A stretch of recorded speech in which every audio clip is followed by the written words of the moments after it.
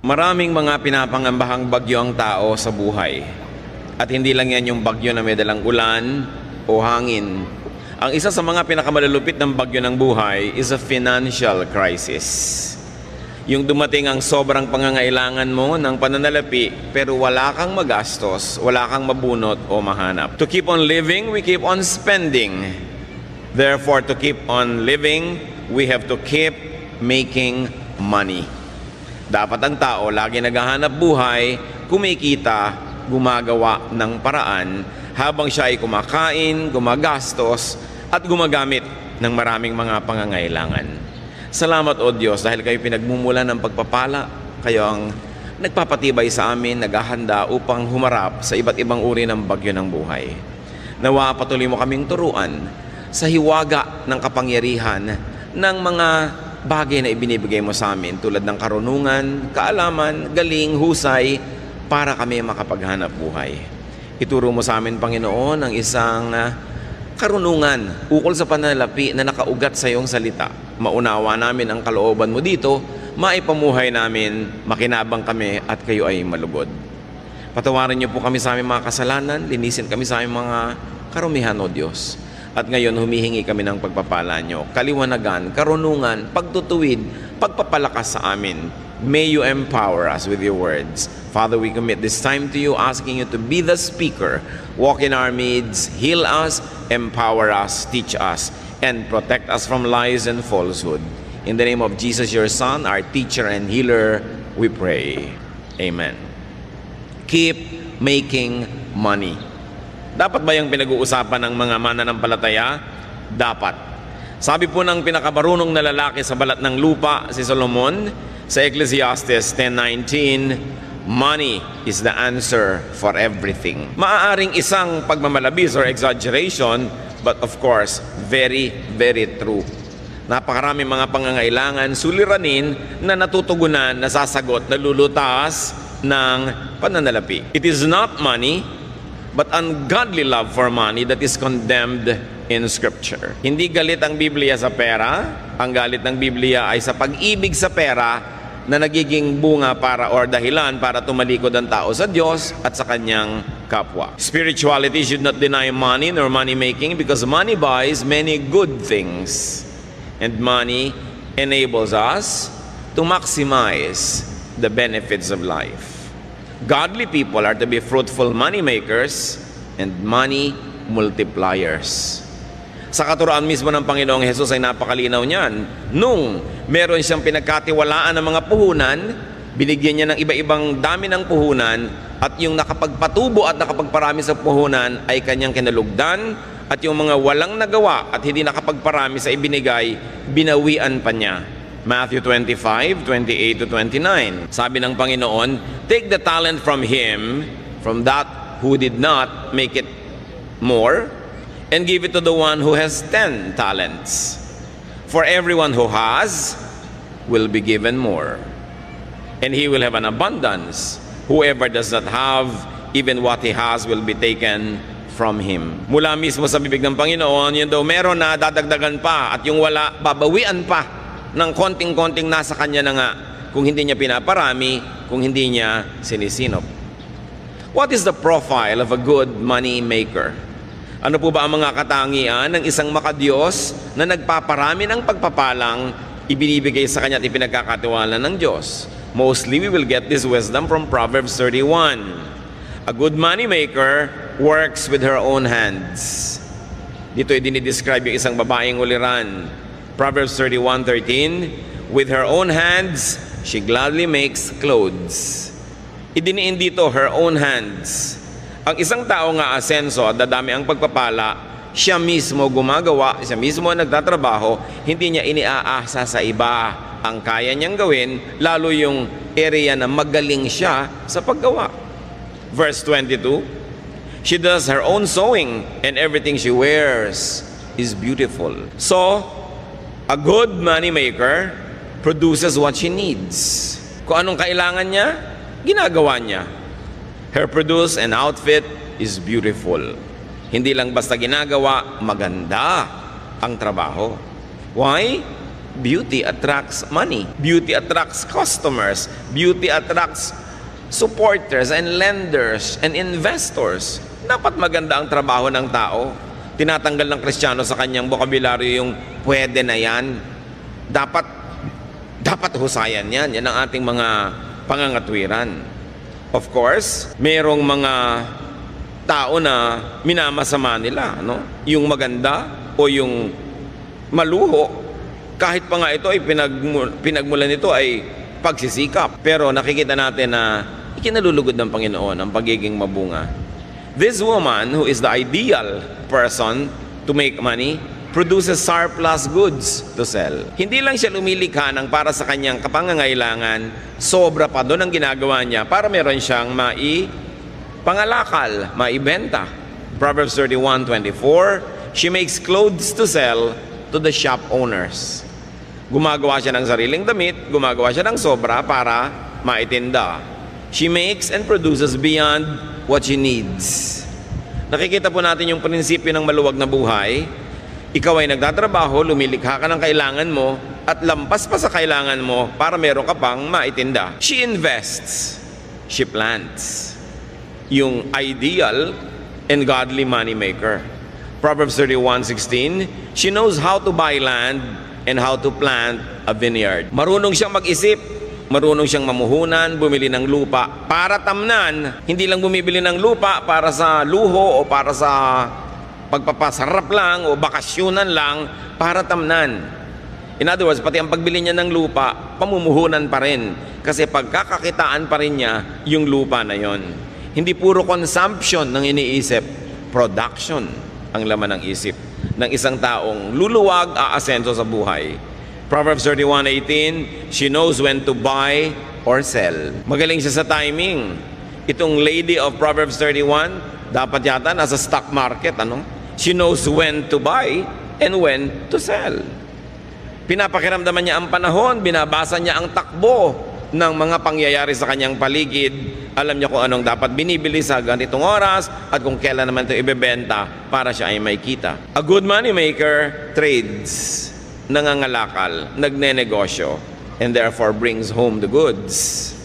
Proverbs 31:14, she is like a sailing ship that brings food from across the sea. Kamangha-mangha na ang ginawang example dito sa Proverbs 31 ng napakahusay na negosyante ay in the person of a woman. Samantalang male-dominated yung society noon.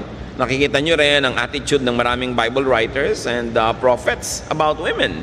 That women, just like the men, are to be productive and must be allowed to be productive. So, pagka inuuwi niya ang mga kung ano-anong mga bagay-bagay na para siyang isang barkong na tumawid dagat at nangalakal, syempre ang uwi niya the best. Iba-ibang variety, the best of every land, the best of every culture, na-enjoy niya kasi marunong siyang maghanap buhay. She works hard. Ito ang luluwag sa buhay. Marunong magsikap. Proverbs 31:17, and she always works hard. And verse 18, she stays busy until late at night. Verse 27, she is never lazy. Nakita niyo po ang pinagkakaubusan ng panahon ng babaeng ito, pagsisika, pagtatrabaho, kahit gabi na. Nangangalakal siya sa araw, lumalabas ng bahay, nagtitinda, nangungulekta ng kanyang mga tubo. At sa gabi, pagdating niya sa bahay, may ginagawa pa siya. Nananahi, nagsusulse, gumagawa ng mga maititinda, hindi siya tamad. Marami mga tao nagtataka at nagrereklamong mahirap sila, ay ubod naman ng tamad. Batugan with a capital B. Pagkatapos nagtataka kung bakit siya mahirap. Kung bakit pag may sakit siya, wala siyang pambili ng gamot. Kung bakit pag gusto niya magpakamatay, nilason ay hindi niya mabili. Wala naman siyang ginagawa sa buhay niya. Nagtataka pa siya. So nakikita po natin ng ideal person na ito ay merong sobra na production. Hindi yung sa kanya lang, kulang pa. Ang tao habang nabubuhay, liban na lang sobrang tanda na, o sobrang bata pa, o sobrang mahina dahil sa kasakitan, ang tao dapat naghahanap buhay, kinikita ang kinakain niya. Hindi yung wala ka namang kinikita, nag-electric fan ka pa matulog. Hayaan mo nang pawisan ka. Di ba? Yung Damit ka ng damit, gastos ng gastos, ang ginagastos ng damit, tubig sa paglalaban ng damit mo, kuryente sa pamamalansya, tapos pakalat-kalat ka lang naman, wala ka namang ginagawa, hindi bali ng lukot ang suot mo. Lumalaki lang ang gasto sa buhay. Ang kinakabit ng mga wax sa buhok ay kutakot-takot, pahingi pa ng hingi ng pang-load, ang gusto pang cellphone, yung may folding bed sa loob, wala namang kita. Puro yabang. Yung mga ganon, ang mga nagugutom, o kaya yung mga ganon, ang sobrang kawawa, ang mga kamag-anak na kumikita dahil nakadagan, nakasipsip, no, ng dugo ng kapwa. Dapat pinapayagan natin, tinutulungan at pinapalakas ang loob ng mga naghahanap buhay talaga. Paano ginagawa yon? Huwag istorbohin. Merong mga kamag-anak, may kaisa-isang nagtatrabahong anak, may sakit yung isa, yung pang may trabaho ang pa-absent din para mag-alaga. Ito na nga lang ang kumikita, ang daming mga walang ginagawang kamag-anak, yung kumikita pang inaabala. May mga babaeng walang ginawa kundi mag-text sa asawa at pauwi ng pauwi, nagtatrabaho yung asawa. Nananabik lang pala na may mga kasama. No? Libangin mo sa sarili mo, makipag-usap ka sa anino mo, makipag-chess ka sa anino mo, huwag mong istorbohin yung nagtatrabaho. Diba? Huwag lagi na lamang na pagka mayroong kinikita, pitasan ng pitasan at hingan ng hingan. Yan ang dahilan. Kaya marami po sa ating mga kababayan na wala ng gana na magnegosyo, mag-agrikultura, magmumuhunan, maghanap buhay sa dami ng nangingikil, sa dami ng humihingi. Tinatamad na tuloy yung iba magtrabaho. Subukan nyo sa mga malalayong kanayunan, magtayo kayo ng negosyo, ang daming sumisingil ng buwis nyo at hindi lang yung gobyerno, ha? Maraming gusto humingi. Subukan mo magbiyahe ng mga gulay, ang daming humaharang sa 100. Pag karnaper ka, walang humaharang, no? So napakaraming pabigat at pahirap sa mga gustong maghanap buhay. And many of our countrymen get demotivated na maging productive sila sa buhay. Parang sa mga kamag-anak din, nakakatakot umasenso dahil sa dami ng kakapit sa'yo, lulubog na kayong lahat. Napakahirap magpakita ng konting kaluwagan kasi marami agad mangungutang. Ang trabaho tuloy ng iba, kahit meron, daing ng daing. Kunwari, maparaming problema sa takot. Nahingan sila ng mga walang hanap buhay. Balikan natin itong babae na ito, na kinakatawan din ng sino man, lalaki man yon, na marunong maghanap buhay. She is positive. Sabi ng Proverbs 31:25, she is strong and graceful as well as cheerful about the future. Yung cheerful about the future is translated by other versions as she can laugh at the days to come. Magaan siyang kasama, ng palangiti, maganda ang bukas ng mukha, at maganda ang pananaw tungkol sa kinabukasan kasi may naib. Strength, grace, and cheerfulness are her hallmark. Why? Because she has enough. And not only that, those attributes are also attractive in business. Siyempre, ang gusto mong kadil sa negosyo ay yung masarap, magaan. Hindi yung lagi na lamang parang dinadagana ng mundo ang problema niya. Ayaw mong nasa paligid ng ganitong tao. Hindi ko alam kung ba't may mga tao ang hilig-hilig dumaing. Samantalang ayaw mo naman siyempre sa taong paladaing, iniiwasan tuloy sila ng mga tao, lalo silang nawawalan. Definitely, this wonderful woman was not a complainer. Hindi siya reklamadora. Proverbs 31:26, her words are sensible and her advice is thoughtful. If you're going to attract income, if you're going to attract business, if you're going to attract good things into your life, you must have good sense, intelligence, and sound advice comes from you. Kasi magandang dagdag yun sa pagkatao.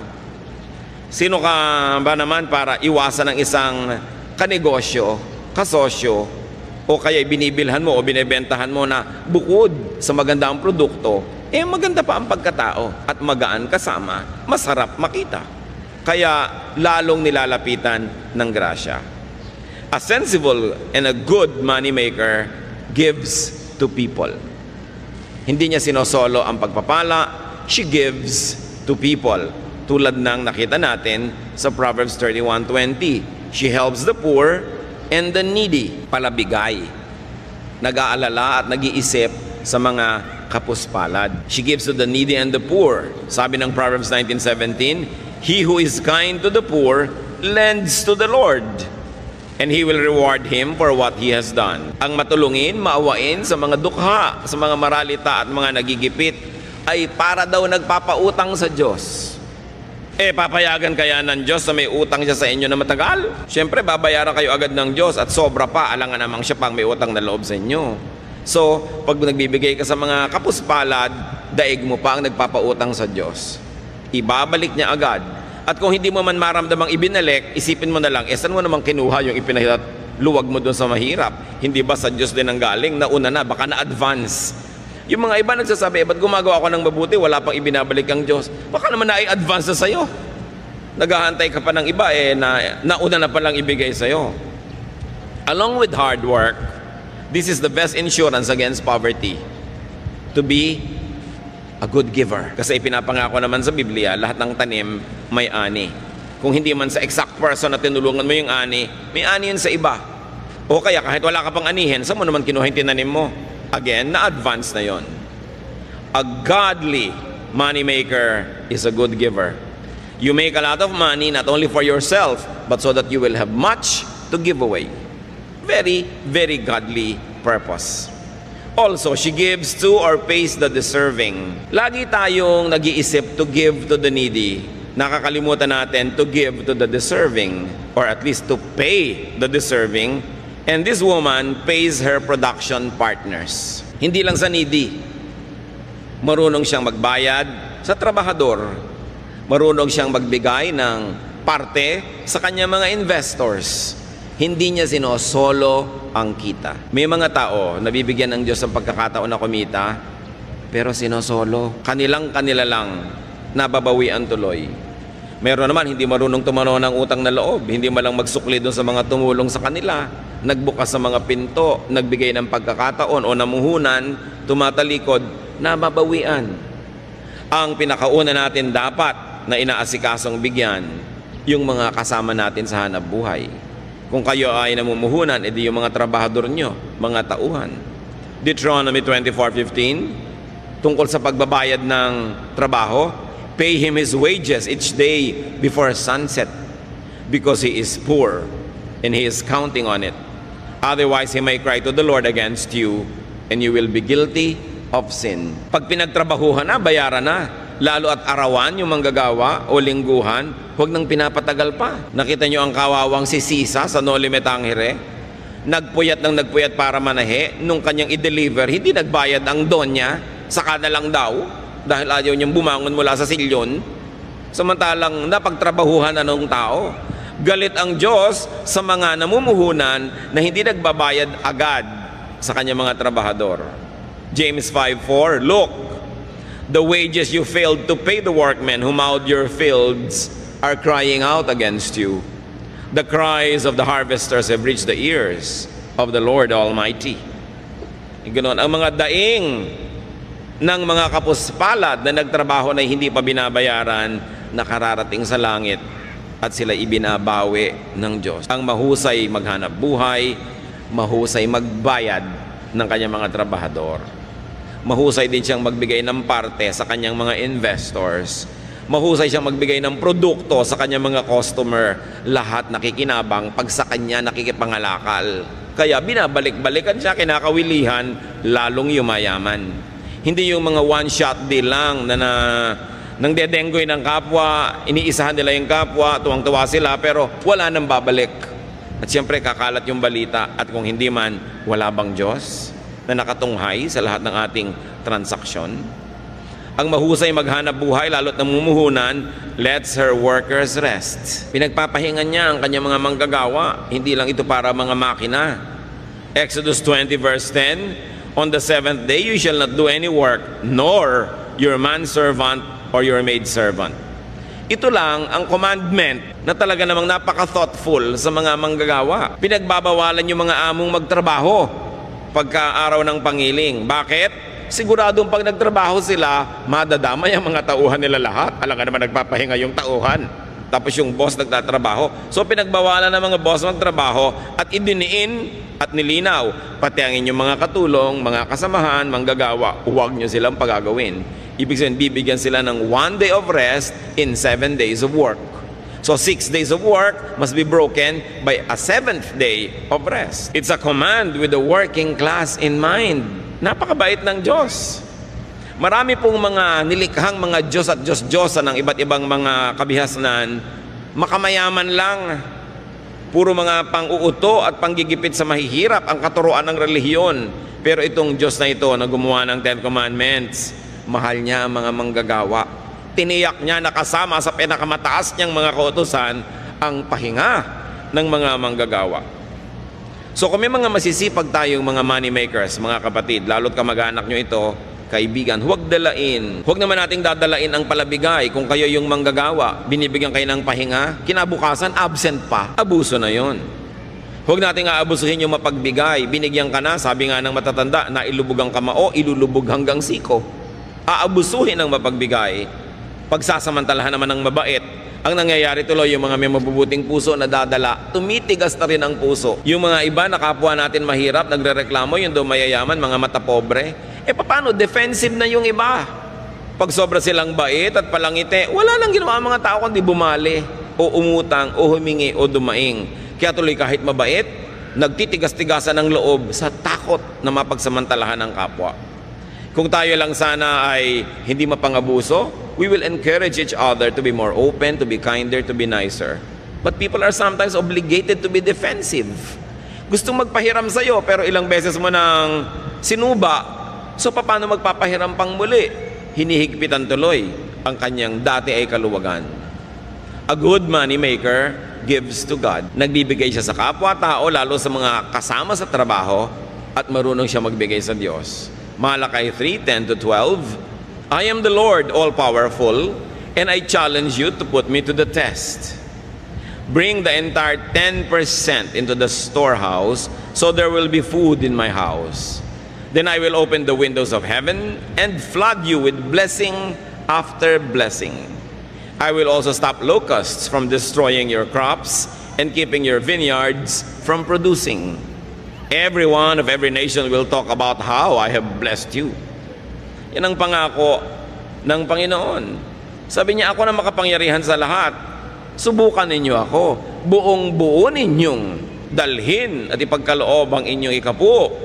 At nang mayroong magasto sa aking tahanan, nang may resources. Sabi niya gano'n, tingnan ninyo, kung hindi ko buksan ang bintana ng langit at pabahain sa inyo ang kutakot-takot na pagpapalang wala kayong pagsisidlan. Sabi sa mga nagtatanim at nag-aagrikultura, hindi ko papayagang sirain ang mga kulisap ang inyong mga tanim. Pabubungahin ko ang inyong mga itinanim at hindi ko hayaang malaglag ang mga bunga nito nang wala pa sa panahon. Pag-uusapan kayo ng lahat, pagtatakahan kung bakit blessed na blessed kayo. Pero ito lang ang sikreto, sabi ni Yahweh, give the entire 10% into the storehouse. Siyempre, may mga nagtuturo namang Old Testament na yan, hindi na yan uso. Pero ang dami-dami mga batas at kautosan sa Old Testament na pinaiiral din nila. So pinipili. Kung ayaw lang talaga, ayaw. No? Pero pag gustong sumunod, gusto. At yan ang isang sikretong bunyag naman. Sabi sa Luke 6:38, give, and it will be given to you. A good measure, pressed down, shaken together, and running over will be poured into your lap. For with the measure you use, it will be measured to you. Ang ginawa ditong example ay yung pagsusukat at pagtatakal ng mga binhi, mga buto na kumbaga bigas natin, trigo nila, mga grains yan, mga butil-butil. Pag bumibili ka, pag magaling ang pulso nung nagtitinda, ang galing-galing niya maglagay ng mga grains na yan, doon sa takalan, doon sa salop, maluwag pala, maraming air spaces between. Kaya pag tinagtik mo ng tiniktik yun, lulubog ng lulubog, hindi pa pala puno talaga. Pero sabi ng Panginoon, sabi, magbigay kayo at ganun din kayo bibigyan. Tama ang sukat. Tiniktik, niliglig, siniksik. Hindi dinaan sa bilis. Halos daganan pa, tapakan para talagang lumubog, at tapos yung natitirang nakulang na naman, pupunuin na naman. At sabi, hindi lang yon, umaapaw pa. Ganun ang sukat. Tapos malinaw ito mga kapatid, ha? For with the measure you use, it will be measured to you. Gusto nyo pala ganun, siksik, niliglig, umaapaw ang bigay sa inyo ng Diyos, ganun din ang pagbibigay sa Kanya. A good money maker is a good money giver. Because the very spiritual dynamics of receiving is for us to have much more so that we can also give to others, to people and to the works of God. What is the lifestyle of a godly moneymaker? Pag makadiyos, pinagpapala, lumilikha ng maraming mga kayamanan, anong uri ng pamumuhay mayroon siya? Sabi sa Proverbs 15:6, the house of the righteous contains great treasure. Malinaw. Pag nalulugod sa iyo ang Diyos, masipag ka, naghahanap buhay ka, at matuwid ang iyong puso, mapupuno ang bahay mo ng maraming mga kayamanan. Magagandang mga bagay na minamasama naman ng mga hindi kumikita. Many people who do not make enough demonize a hardworking and a godly planter for his good harvest. May mga Kristiyanong na-offend pag may mayayamang mga Kristiyano na nagbabakasyon ng first class, sumasakay ng first class, gumagastos ng first class. Sinabi na nga, kung righteous ka at marunong ka maghanap buhay, your house will contain great treasure. Hindi dapat yan ika-offend ng mga walang-wala. Madalas yung offense na yun, inggit eh. No? Huwag natin na sina-sour grape, yung parang isa kang bear, meron kang pinipitas na grape, hindi mo maabot, at dahil hindi mo maabot-abot, sabi mo, maasim naman yan, wag na lang. Yung pinagmula nung kasabihan na sour grape. So yung mga hindi yung mayaman, pinapasama nila yung kayamanan. Masama yung mayaman, ayoko maging mayaman. Tapos saan kaya makautang dito? Ang dami ko nakikitang Kristiyanong ganyan ang aarte, parang ayaw yumaman, ayaw ng pera. Wala namang ginawa kundi magdilihensya. No? Yung huwag tayo mag-inarte. Gusto natin ng kayamanan. Ngayon, kung ayaw nyo maging masama, edi ipamigay nyo. O kaya huwag nyong kitain sa masama. Pero mabuting maraming kinikita, ayaw mo manggastahin, may ipamimigay ka. Nakakasama ng loob yung may lumalapit sa'yo, nangangailangan, wala ka malang mayabot. So make a lot of money. What is the lifestyle of a godly money maker? She is comfortable, secure, and cheerful.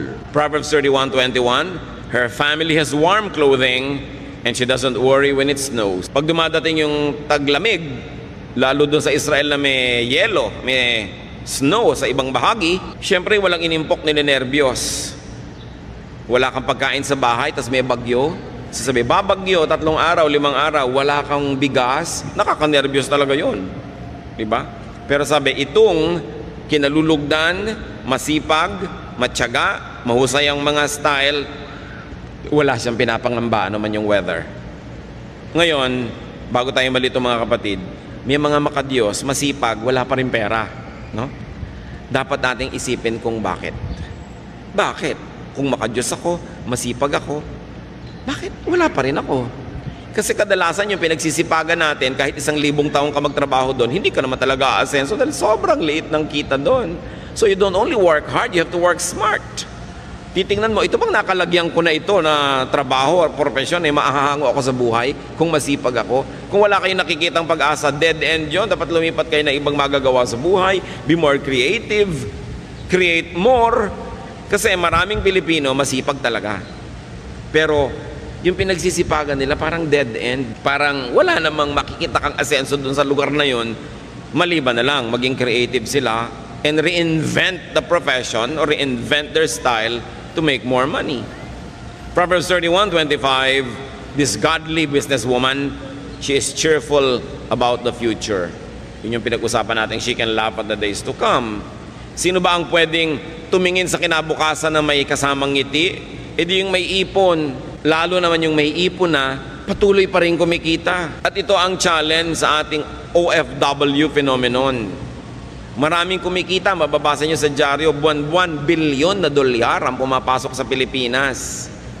Pero marami naman sa ating mga OFW, matanggal sa trabaho o umuwi, after 6 months, gutom na naman. Paano marami doon sa pamilya, walang inatupag kundi gumasta. To consume and consume and consume. Remember this Proverbs 31 lady? She buys a piece of land to use it in agriculture. Para may kitain. Hindi yung bibili ka agad ng kotse. Pag may kotse ka, puro gasolina yan. Anong kita mo dyan? Puro gastos. Pag bumili ka agad ng bahay, edi gastos din yon. Lalo't inutang mo pa. Hindi isipin, paano kaya tayo mamumuhunan para tayo kumita, para kung umuwi na si OFW, patuloy pa rin tayo yung kikita. Hindi nakaasa tayo ng nakaasa sa sweldo, agad na agad, hindi pa nga kinikita, nauutang na, dahil walang ginawa ang pamilya, kundi mag-consume, consume, consume. We must produce. Lagi ko nalang sinasabi yung proverbial kawali and kalan. Bumili ka lang ng isang kawali at isang kalan, na debomba, bumili ka ng isang piling na saba, lagyan mo ng konting asukal, iprito mo, banana Q.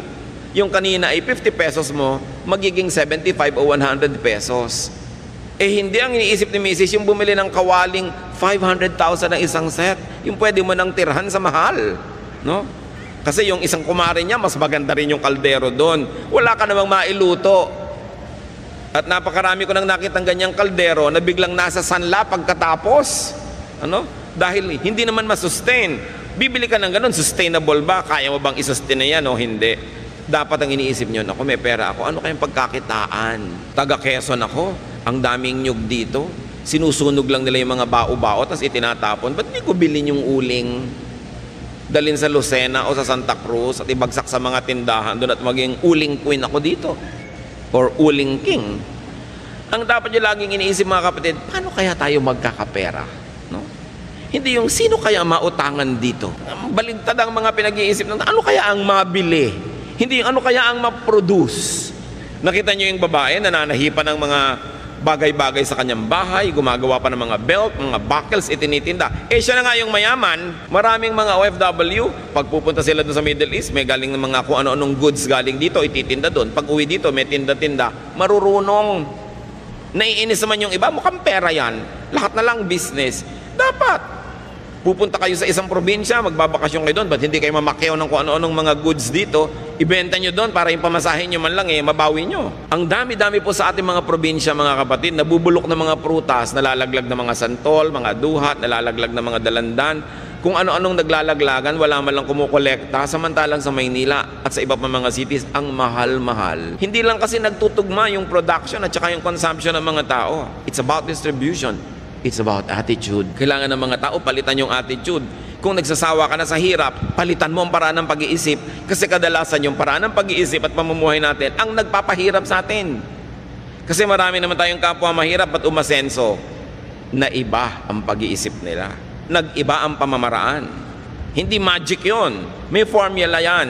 Nag-iisip ka lagi ng hanap buhay and you are willing to break your back to earn your days of pleasure.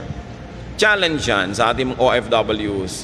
Kumikita, nagkakaroon ng pagkakataon, dapat ang pamilya hindi puro gastos. Kung hindi man kayo makasave, mag-invest kayo kahit paano. Because a job contract abroad is not forever. Meron niyang wakas. Sabi na Ecclesiastes 11:6, sow your seed in the morning, and at evening let not your hands be idle. For you do not know which will succeed, whether this or that, or whether both will do equally well. Sabi niya, magtanim ka sa umaga at sa pagdating ng gabi, pag uwi mo, humanap ka pa ng magagawang pagkakakitaan.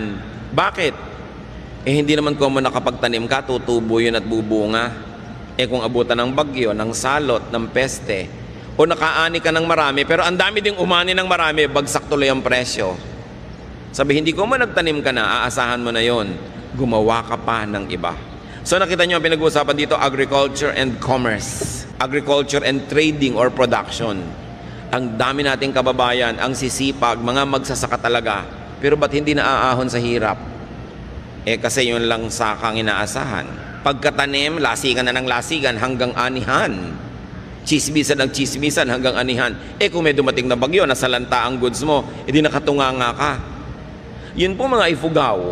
Pagkatanim nila sa mga rice terraces, ang mga lalaki, umaalis sa kanilang bayan, namamasukan kung saan-saan, sa mga mina, sa mga pagawaan, sa mga patrabahuhan. Yung mga babae naman, nagwiwib ng mga basket, ng mga tela, para hindi sila nakatunga nga lang naghihintay ng harvest. May iba silang ginagawa. Kailangan lagi kang may ginagawa. Kasi pag wala ka namang ginagawa, mapalagay ka lang sa chismis, o bingguhan, o kung ano-ano.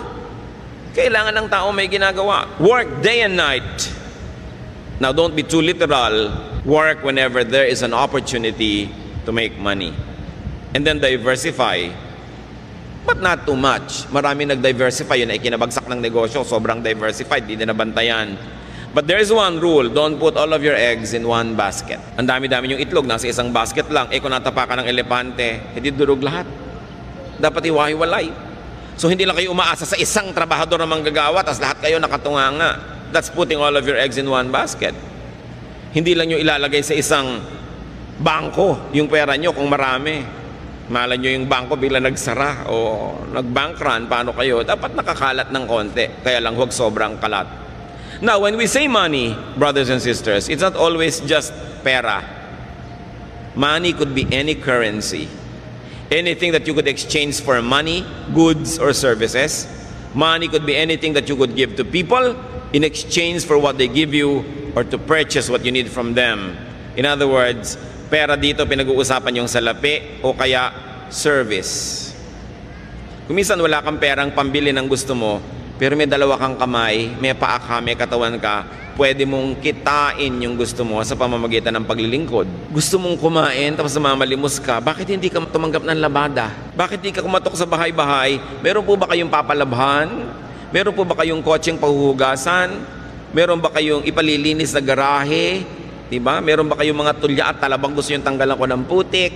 Maglingkod kayo, huwag kayong manghingi. Ang nanghihingi lang yung sobrang matanda, sobrang bata o may sakit. Pag nagtatrabaho ka, you earn your keep. So work. Marami pa po mga kapatid, yung nagbibigay ng magandang payo o guidance, trabaho yun. Kayo naman nagpa-counsel, huwag kayong magmaang-maangan, magregalo naman kayo sa counselor. No? Pag bumupunta nga kayo sa psychiatrist, ang mahal-mahal ng bayad nyo. Pagka mga pastor yun nagka-counsel, TY. No? Samantalang binuntunan mo na takot-takot na problema, hiningahan, nagpadalangin ka pa, nag-fasting pa para sa yung tao. Samantalang ni isa man lang chiko, wala kang dala. Kayo nga nagpapa-counsel, huwag kayong dumadating ng wala ni bit-bit ni ano. Diba dahil kuminsan yung counselor nyo, sumasama na rin ang loob dahil iniisip niya, hindi man lang ako naaalala, hindi man lang ako naiisip, parang baliwala ang ginagawa ko. Kailangan thoughtful kayo. Yung mga tao nagbibigay sa inyo ng inspiration, encouragement, even entertainment or companionship, dapat may sukli. So kung halimbawa, wala talaga kayong kapera-pera, meron naman kayong may kayang kamag-anak, sabihin nyo, o ano, gusto mo ba samahan kita sa mga biyahe mo para hindi ka nag-iisa, hindi ka naiinip, may taga-abot sa iyo ng kortal pag masakit ang ulo mo. So, merong kapalit. Hindi ka lang hingi ng hingi. Maraming tao po gumagawa sa atin ng mabuti, lagi tayong ipinapanalangin. Currency yun, dapat suklian nyo rin sila. Papray ka ng papray, tas wala ka malang binibigay ni ano. Diba? Pag-pray nyo ko, lahat na lang ng problema mo, itatambak mo, ite-text mo, i-email mo. Tas wala ka man lang maibigay ni Guyabano. Kailangan marunong ka kasi laging exchange ang buhay. Marami po sa atin nagdarahop kasi hindi tayo marunong magbayad. Kuha lang tayo ng kuha. Ayaw ng Diyos doon eh. Gusto niya laging marunong tayo magpalit. Kaya kuminsan sa atin nagtataka tayo, ano kaya ang dahilan ba't ang hirap ko? Baka kasi lahat din ng taong nadadapuan mo, pinaghihirap mo. Kaya bumabalik sa iyo yan. Hindi ka blessing sa mga tao. Kahit wala kang kapera-pera, may magagawa ka para sa isang tao. Magpupunta po ako sa bahay nyo, sa shining ko lahat ng sapatos nyo dahil puro yata mga gas-gas na yung mga sapatos nyo. O di may blessing kang nagawa sa tao. Hindi yung hihingi ka lang. Kahit kamag-anak mo, kahit kuya mo, kahit bayaw mo, nanay mo, tatay mo, meron ka dapat ipalit. Lagi. Hindi mo siya binibili. Gusto ng Diyos, nagpapalit tayo. Nagsusukli. Para kinakatuwaan ka at pag natuwa sa'yo, bukas, maalala ka na naman niya. Hindi pag nakikita ka na allergic yung tao, pinapantal. No? Dahil daig mo pa talaga ang allergy. Pag dumadapo ka sa tao, nahihirapan siya. You know, you can never run out of money or currency or barter goods. Magaling ka magluto. Bakit hindi ka mag-offer? Ipagluluto mo yung isang ginang na laging busy. O lulutuin mo sa bahay mo, de-deliver mo na lang sa bahay niya. Tapos, ang bayad sa'yo, o 1/4 ng niluto mo, di libre na yung pagkain yung pamilya. Hindi lagi kang nakatunganga. Ang daming nakatunganga sa bayan na ito. Kaya nagtataka pa na bakit mahirap yung bayan. Ang dami talaga nakatunganga. Hindi ka mawawalan kapatid ng pambayad o panukli o pambigay kung willing ka lang. Lagi tayong merong pwedeng ipalit. And remember, you could never be fruitless or useless, unemployed or idle if only you would decide to always make money. And that money is pera or services. Anything na pwede nating ipambayad para makuha natin yung gusto natin, it's considered money. Ngayon, nasa katanghalian tapat kayo na inyong buhay, malakas ang kita nyo. Take advantage of your best season. Para mga artista, may panahon na sikat, hot na hot property talaga, kita dito, kita doon. Pag hindi nag-ipon Pag hindi nag-invest, kawawa naman pag lumalaos na. Dumadating yung tanghaling tapat ng buhay natin. Dumadating din yung alauna, alas 2, alas 3 ng hapon, alas 5, 5:45, marapit na mag-orasyon. No? Dumadating yan. Dapat handa ka dyan. Dahil hindi naman surprise. Dahil darating talaga yan. So earn the most, invest the most, save the most. Sabi sa Proverbs, look at the ant. Yun daw langgam, marunong magtrabaho. Pag panahon ng tag-ani at tag-araw, kolekta ng lahat ng maiuwi. Kasi darating ang tag-ulan na hindi na niya magagawa yon. So always ask yourself, ano ba ang mapagkakakitaan dito? Dapat gawin natin yun na pananaw. Maglaro kayo ng sungka. Sa mga naglalaro pa ng sungka, hindi ba lagi dapat may sube? O ayan, magsusubi ka, tsuk, naglagay ka sa bahay mo. Hindi yung pwedeng ikot ka lang ng ikot, wala ka inilalagay dun sa bahay. O, sube, ganun. Para meron kang naitatabi. Alam nyo, sabi na isang may doktorado sa anthropology, yung sungka daw ang sinaunang computer ng mga Pilipino. Talagang taga-compute. May nagsasabi pa na yung abacus daw ng China, apo lang ng sungkahan. At meron pang nagpapatotoo na only in the recent past, maraming mga tindera sa probinsya gumagamit ng sungka pang compute ng mga sukle at bayad. Ang mga sinaunang Pilipino po ay mga negosyante. Hindi sila katulad ng mga sinasabi ng ibang ngayon na mga tamad daw. Mga negosyante, mga importer and exporter. At very good ang credit standing. Alam natin yung napakarami mga sasakyang dagat galing China at galing sa ibang bansa na dumarating dito para makipangalakal sa ating mga ninuno. At ang ating counting system, very elaborate ha. Sa bawat isang zero, meron tayo dinadagdag na salitang po, 10, 20, 30, di ba? Dagdagan nyo pa ng isang zero, daan. 100, 200, 300. Isa pang zero, 1,000. Dagdagan nyo pa ng isa pang zero, 10,000 na yon, laksa. May salita tayo dyan, laksa. Ang Greek culture, ang Hebrew culture, ang maraming cultures hanggang 10,000 lang ang bilang. Pero sa Tagalog, meron tayong 100,000, yuta. Meron tayong 1,000,000, angaw. At meron tayong 10 million, kati. Meron tayong 100 million, bahala. At meron pang 1 billion, gatos. Ang daming magbilang ng mga Pilipino noong araw. Diba? Talagang mahusay magbilang. At sinasabi nila yung unang pera sa China, kauna-unahan yung sigay, yung pangsuka natin na shell, dito mga galing lahat. Na napakalaki daw na mga kalakalyang sigay na yan na ine-export natin to China, kaya marunong magbilang yung mga Pilipino, kaya may sungkahan, no? Talagang mahusay mag-count. Nawala yon because of colonialism. Nung inangkin ng mga Kastila ang mga lupain, pinagtatrabaho lang yung mga tao bilang mga kasama. Nagtatrabaho ka, hirap na hirap ka, sa iyo yung trabaho doon sa may lupa na kumamkam yung ani. Kaya daang-daang taon na wala nang gana ang tao magtrabaho. Kasi kahit anong sipag ang gawin mo, mahirap pa na ang ending mo. So ba't ka na lang daw magpapakahirap? Pero dapat na natin baguhin yung pananaw na yon. Nakasama sa ating kabihasnan yung pagbibigay ng kalakal sa iba't ibang tao. Ikaw na lang yung taga-bili, taga-utang at taga-hulog. Kailangan marunong mga lakal.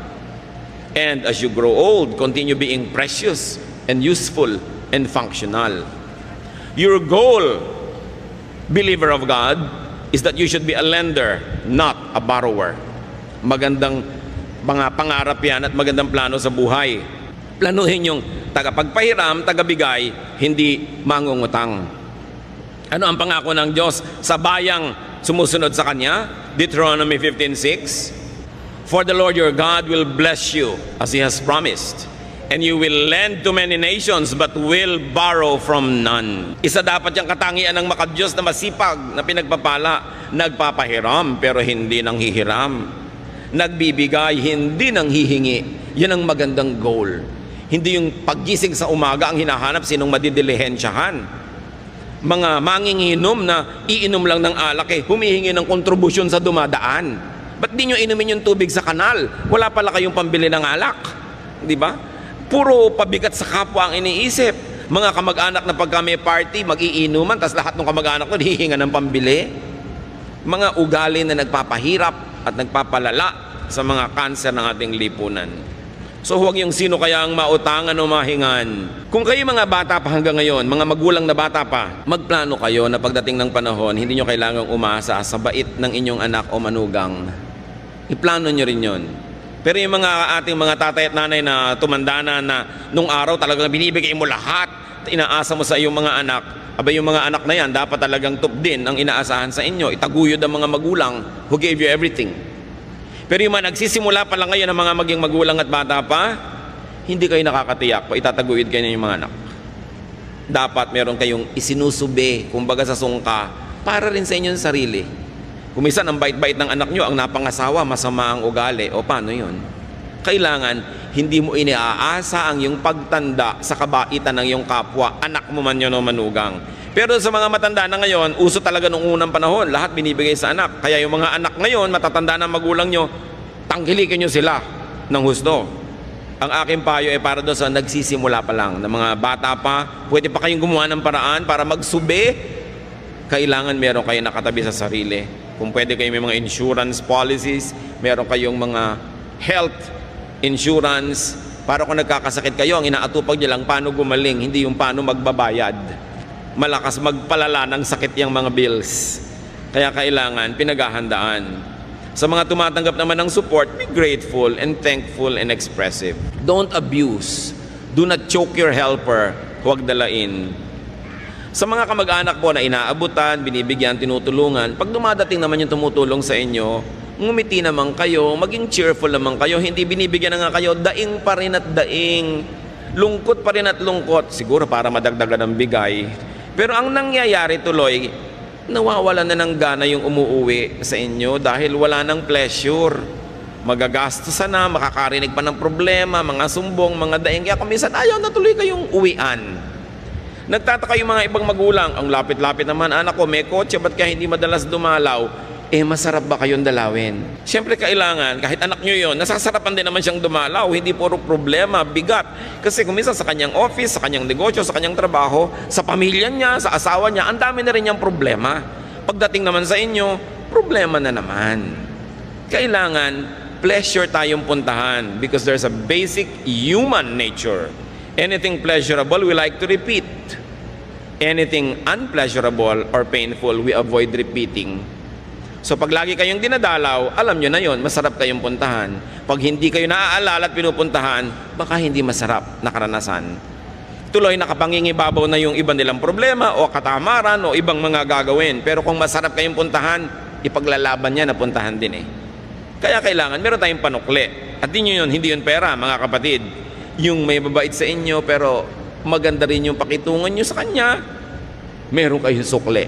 Hindi puro take. At least, when we receive good things from people, we should be fun and we should be pleasant. Pambaya din yun na napapasaya nyo ang kapwa. Now, very importantly, brothers and sisters, if you want to really be able to laugh at the days to come, put a little love away. Magmahal kayo, maging mapagmahal, because love is a great currency, if not the greatest. Yung may naitanim tayong pag-ibig sa ating kapwa, hindi na natin sila kailangan palalahanan, maaalala tayo ng kusa. Yung pagmamahal na itinatanim natin, yun ang napakasarap pag namunga. So, while we are alive, we keep on spending. So if your health or age does not prevent you, you must keep making money. Maraming nalulungkot, marami daw compromises ang mayaman, pero hindi ba ang daming compromises ng nangangailangan? So huwag nating masamain ang pera, huwag nating masamain ang paghahanap buhay, ang pag-iimpok, ang pagpapayaman, basta hindi tayo inilalayo sa Diyos at sa ating kapwa. In fact, nagiging kamay tayo ng Diyos sa palatulong sa kapwa kung sobra-sobra mga biyaya sa ating buhay. Ama namin sa langit, turuan niyo po kami na siyasatin namin mga sarili, suriin namin sarili kung bakit kami ay maluwag o mahirap, kung bakit kami ay yumayaman o nagdarahop, kung bakit madaling dumating sa amin ang mga biyaya o hirap na hirap dumating. Ituro niyo sa amin, Panginoon, kung may mga